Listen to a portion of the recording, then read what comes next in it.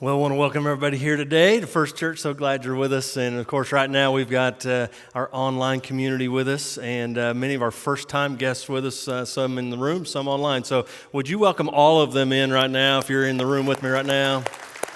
Glad to have you with us. Man, like Tim just got through talking about, we've been in a series called The Thrill of Hope. I hope you've been a part of it all the way through as we've been really just walking through the Christmas story in a lot of ways and looking at a lot of different characters and finding how we can find hope in the midst of all of that story. And we've launched into this series back when we were planning it, just thinking, man, what does the world need now more than ever? And just that word hope just kept coming up. And so it's been very awesome to see how God has worked through these last several weeks through this series. And hopefully it's been working in your life and in your heart as we've been walking through God's word and allowing Him to speak to us. And so one of the big overarching themes that has been coming out of this is just hope that Christ gives us is contagious as it reflects off of us into the world around us. It should have an impact on others, and hopefully you've caught hold of that. Today we're going to be over in Matthew chapter 11, and so if you want to get that ready, if you have your Bibles or on your app, you can follow along, but Matthew chapter 11 is where we're going to be here in just a moment. It's each year at this time of the year, this holiday season, Thanksgiving, Christmas, New Year's. If you want to back up, even go to Halloween, you got 4 holidays within 2 months, and it's a hectic time of year, right? Some of you are coming in here today and you're wore out from these last 2 months and all the things that come with it.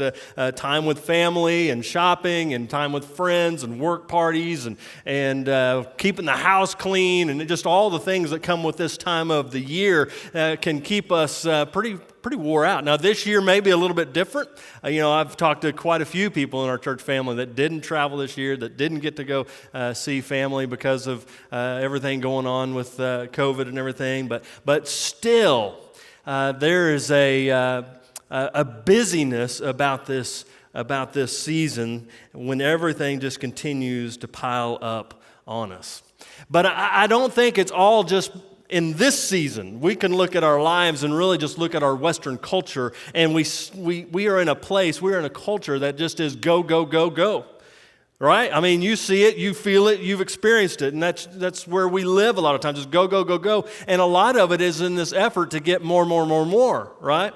And because there's this idea that if I get more, then I'll find satisfaction and I'll find fulfillment. And so we keep pursuing after that dream of finding that fulfillment through whatever more is to you. But often the opposite is true. The faster we go, the more we go, the less satisfied and fulfilled we are.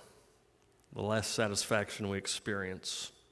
I can remember back when you used to flip through channels. Now you scroll. But back when you used to flip through channels, I can remember way back when there were several times where I would land on drag boat racing, right? It was like one of those things where they had nothing else to put on, so hey, let's put guys going over 200 miles an hour across the water. And so I'd find myself watching drag boats. I had no desire to really watch it, but you watch them, and there's some incredible things about drag boat racing. If you watch and see, just looking at this picture, you can see it's barely touching the water. It's really gliding across the water, over 200 miles an hour. Because why? They don't want to be down in the water because that would only slow them down. The more friction that they experience from the water, the slower they go. So they want to hydroplane across the water. And so I can remember watching this and just saying, what bad could go wrong with that? I mean, that's just awesome, over 200 miles an hour. But then you would watch it begin to happen, right? Starting to shake, wham! And that's what you begin to see happen. Matter of fact, this was pretty much the only reason why we really watch these races is because you want to see the crash, right? They plan for the crash. If you look at this little thing right here, okay, that's the capsule for the driver. They build the boats to crash, okay? And this little capsule protects the driver and remains floating after the crash. And so, I don't know, maybe you're a drag boat fan, and I don't mean to, make you feel bad or anything, but I mean, why else would we watch this but only to watch them blow up, But sometimes that is a great description of life, isn't it? Go, go, go, faster, faster, faster, no depth, because we just want to go faster in life. We want to achieve more in life. No depth of relationships, no depth in our spiritual walk. We just want to go faster until finally disaster. And life falls apart. Physically, mentally, emotionally, financially, relationally, and spiritually. Some have that trajectory towards disaster in one or more or all of those areas because all we want to keep doing is go, go, go faster. In contrast, think about scuba diving. My son Jaden, him and his buddy Jono, they've taken up this hobby of scuba diving. This past summer, they got to go down into the Gulf of Mexico and got to go scuba diving around a sunken ship and a reef and got to see everything. You think about scuba diving and it's not about speed. You're not flying across the water. No, instead, you slowly descend into the depths. And as you slowly descend into the depths, you begin to see the beauty of everything around you. Creatures maybe you've never seen before. Colors that are colors maybe you've never seen before just come out at you because you slow down and you dive deep into the depths. And you get to enjoy that. And then you slowly ascend to the top. Matter of fact, if you don't slowly ascend to the top, you're going to have some issues, right? And that, to me, is a better picture of what Jesus desires for us in this life, that we would slow down and we would experience rest and we would experience His peace and we would really take in all that He has in store for us, all the beauty that we see around us in His creation and in His people around us. That we would immerse ourselves into this world and slow down. That's what Jesus wants us to experience. But again, unfortunately, so many of us, we've jumped on the speedboat of life and we're on that trajectory towards disaster. And so many who strive to achieve the dream, when they finally achieve the dream, they realize it's not the dream they thought it was. Matter of fact, you go to Solomon. Remember Solomon back in the Old Testament, the wisest man that ever lived. And he made this statement over in Ecclesiastes chapter 1, verse 14, when he said this, I have seen all things that are done under the sun. I've seen it all. All of them are meaningless, a chasing after the wind. I love that phrase, a chasing after the wind. So many are chasing after the things of this world, but have you ever caught the wind? No. We've had some crazy wind around here in Oklahoma the last several days, haven't we? Nobody's caught it. But all the things that this world says that we need to be going after, go, go, go, more, more, more, is only futility, as we'll never catch it and never experience what really God wants us to experience when we head that way. It's easy in the midst of that to find ourselves weary, and maybe that's why the verse in O Silent Night or O Holy Night strikes a nerve in so many today when it says those words, the thrill of hope, the weary world rejoices, for yonder breaks a new and glorious morn. The weary world rejoices. Do you feel weary at times? And I'm not just talking about a physical weariness. I think a lot of us have been there, but a weariness that goes much deeper than that, a soul weariness, an emotional, even intellectual weariness, just a tiresome that goes deep within. Have you experienced that? For yonder breaks a new and glorious morn. The idea there is that when Jesus came on the scene, it was a new day. It is a new day. And he offers something so much better than what the world was offering then and even what the world is offering now. And so we want to unpack that a little bit as we look at Matthew chapter 11. Now, in Matthew chapter 11, you might be wondering, what does this text have to do with Christmas? Well, we're going to be talking about John the Baptist. And John the Baptist was the cousin of Jesus. And when Jesus and John the Baptist first met, they were both in the womb. And if you'll remember that scenario, what happened that time when they met for the first time, still in the womb, what it said that John did, he leapt in his mother's womb. I love that imagery. Like, he knows, before he's even born, he knows that Jesus is special. And what Jesus was bringing was going to be special. And so before he's even born, he understands that he's on a mission, John the Baptist being the one to pave the way for the coming of Jesus. And so I think it's fitting that we talk about John the Baptist, even though this is later on after Jesus' ministry's already happened. There's a lot I believe we can learn from this part of the text here in Matthew 11. Now, here's where John is at in this part of the text, okay? John is in prison. If you don't know all of John's story, that might actually surprise you. Wait, isn't he a prophet of God? Why would he be in prison? Of course, if you look at what all happened to the prophets of God, it wouldn't be surprising. But anyway, he's in prison because he stood up for God. And he stood up against King Herod because King Herod had married his own brother's wife, and this was wrong. And so John the Baptist stood up against that, and so Herod threw him in prison, and that's where he finds himself. And what seems to be happening is while John the Baptist is in prison, he's pondering life, and he's pondering what's been going on around him, and he's been pondering maybe, has he made the right decision? Have I missed something here? Is Jesus really the one? And he's beginning to question himself. And so, in that text there in Matthew 11, verse 3, he sends some of his disciples, some of his followers, to go and find Jesus and ask him this question. And here is the question: are you the Messiah we've been expecting?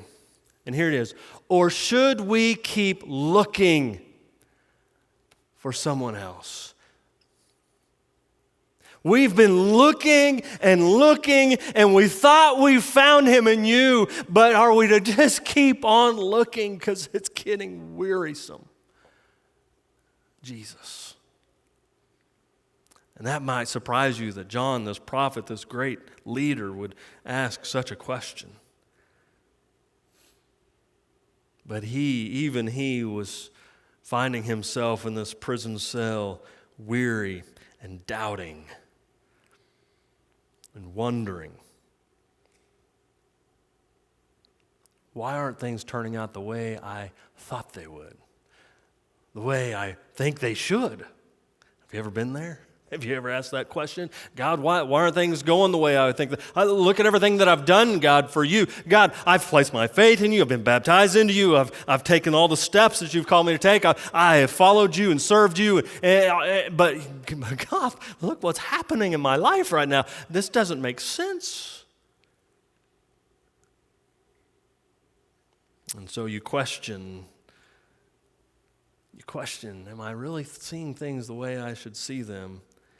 Why aren't things the way that I think they should be while I sit in this doctor's office again, while I stand in this employment line again, while I sit next to the bed of my child, sick again, while I meet with a funeral home director about somebody that I loved? And we wonder, maybe we echo those same words that John seems to be asking. Life isn't what I thought it would be. You said those words? Life isn't what I thought it would be. I had this dream, and we were going and going and going, and we were getting more and more and more, but then it just collapsed, and just life wasn't what I thought it would be. And it leaves you doubting, and it leaves you weary, and it leaves you wondering. And it leaves you going to Jesus, maybe like John did, and saying, Jesus, I don't get it. Jesus responds to him. You go to verse 4 and 5, it says this: Jesus told them, talking to the disciples, "Go back to John and tell him what you have heard and seen. The blind see, the lame walk, those with leprosy are cured, the deaf hear, and the dead are raised to life, and the good news is being preached to the poor." Now, Jesus here, he's describing his ministry up to this point, and it's been amazing. The signs and wonders that have been done through Jesus have been just incredible, and that's why crowds are beginning to gather, people are beginning to notice, and he sends the disciples back to say, "Hey, tell John what you've seen happening." But there is so much more to this statement than him just simply describing his ministry here. Because what he is referencing is out of Isaiah chapter 35. It's almost a direct prophecy out of Isaiah. And Jesus, I believe he knows that when his disciples go back and they go through this list that he's given them, John's going to go, "Oh, okay. Prophecy fulfilled. Once again, Jesus is the one. And I don't have to wonder anymore. I don't have to worry anymore. I don't have to be weary anymore." And so as you continue to read through Matthew 11, Jesus deals with some cities who have not been doing what they should be doing. And he talks about John for everybody to understand what John was doing and who he was. But if you come to the end of Matthew 11 to verse 28, Jesus shifts gears from speaking to these nations and speaking to these communities to speaking to individuals. He gets personal. And there in verse 28, this is a familiar text to many. Matter of fact, some of the songs we sang this morning kind of hint at this when it says this: "Come to me, all you who are weary and burdened, and I will give you rest. Take my yoke upon you and learn from me, for I am gentle and humble in heart, and you will find rest for your souls. For my yoke is easy and my burden is light." I think when Jesus gets to this place, even after all the things he's been talking about and calling out the cities for their sinfulness, he gets to this place, and I still think he's thinking about John. I think John is on his heart and John is on his mind, and he says there, "Come to me.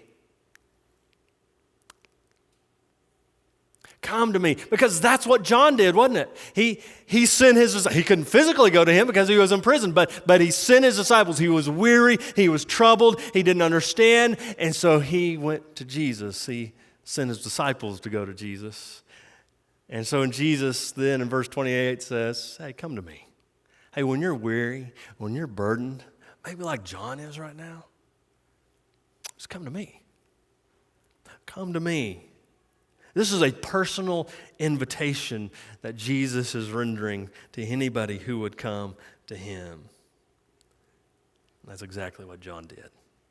I think there's a couple of things we can pull out of this text that may speak to us. And one of those is this: we find rest when we come to Jesus. I mean, just that simple statement. We find rest when we come to Jesus. And that's what he's going to unpack here in just a minute. Come to me if you're weary and burdened, and I'll give you rest. We find rest when we come to him. We step into a personal relationship with Jesus. That's where we find rest. We live in a world filled with prophecies and enticements with all kinds of promises of fulfillment, but none of them offer the rest and peace that Jesus offers us in a personal relationship with him. I think we get a little glimpse of God's personal nature when we go back to Exodus and Moses there, and the Israelites are about to leave Mount Sinai and begin their 40-year journey. And God says this over in Exodus 33:14. It says there, the Lord replied, "I will personally go with you, Moses, and I'll give you rest." Like that. Everything will be fine for you. Everything's going to be good, and you can just rest assured, Moses, as you travel, as you journey through these 40 years, I'm with you, and you can just rest in that because I'm personally there. And I love how Moses responds to him in verse 15. Then Moses said, "If you don't personally go with us, don't make us leave this place." Moses understands. He gets it. I'm not going anywhere, God, without you. I've got to have you with me every step of the way, God. And that's the relationship that God desires to have with us. I believe that's the relationship that Jesus is speaking of when he says, come to me. Step into a personal relationship with me. Know me. Lay everything aside, everything with all of its burdens, and just be with me. In the next few verses, Jesus begins to describe what this coming to him in this personal way looks like. When you go to verse 29, and he begins by saying this, take my yoke upon you. Take my yoke upon you. Now, many of you know what a yoke is. Matter of fact, Chad I think it was earlier this year, he had a yoke up here on the stage, a yoke that you would find on a farm where you hook it up to an oxen or a beast and they pull the plow, or they pull the wagon. And that's a yoke. But in the time of Jesus, a rabbi would have a yoke. It was how he interpreted the scriptures. And a disciple of a rabbi would take their yoke upon them and say, okay, I'm going to follow your interpretation of scriptures. This is how I'm going to live out my life as I follow you, Rabbi. And so when Jesus says, take my yoke upon you, he's saying, follow me. Do what I do. Make your decisions based on how I would make decisions. So take my yoke upon you. I want you to notice one other thing about that. Jesus doesn't force his yoke upon you. He says, take it. It's a step that we take. It's a decision that we make to take his yoke. Yes, Jesus, I want to take your yoke upon me. I want to follow your ways and what you desire for my life. Take my yoke upon you. Jesus goes on describing this and what it meant to take his yoke when it said, and learn from me. Again, it goes on with this idea as a rabbi, you're taking on his yoke. I'm going to learn from you. I'm going to sit at your feet, Jesus. I want to learn from you all the things that you did, all the things you taught. I want to know and I want to apply them to my life, and that's how I want to live my life as I take your yoke upon me and I learn from you. And then he gives us the why. Here's why you want to take his yoke. Take my yoke upon you and learn from me. For why? I am gentle and humble in heart. Jesus is contrasting himself with many of the other religious leaders of that day. Many of the other rabbis of that day who would weigh down their disciples with just rules and expectations that nobody could really stand up to and nobody could live out. And as a matter of fact, the rabbis themselves and the religious leaders themselves didn't even live up to all the rules that they were putting down upon others. They had been called out for their pride and their egos and how they lorded it over others that were under them. Jesus says, no, I'm different. I'm gentle and I'm humble in heart. Some find themselves in the religiosity of today, still finding themselves yoked to legalism and burdened by things that happen in the church. James Denny, he says this, there are plenty of men and women who get nothing out of their religion. It troubles, perplexes, and oppresses them. That's not what Jesus has called us to. He did not call us to an oppressive religion. He called us to freedom in him. And that's what we pursue as we take his yoke upon us. If it's difficult, if it's hard, if Christianity is a bunch of rules, a list of rules, then we're getting it wrong.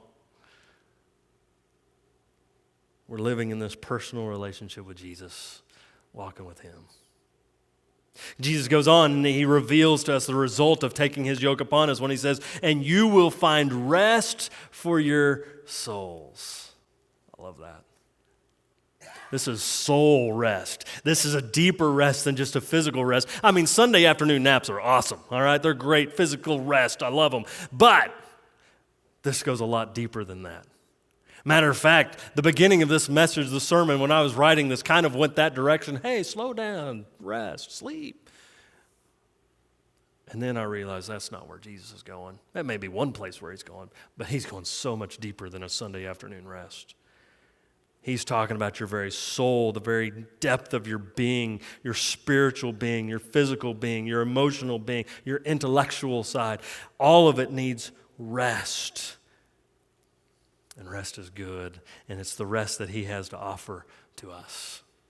That no matter what we experience in this life, that no matter what troubles us in this life, we can rest in the confidence of who Jesus is and what he's accomplished for us for all eternity.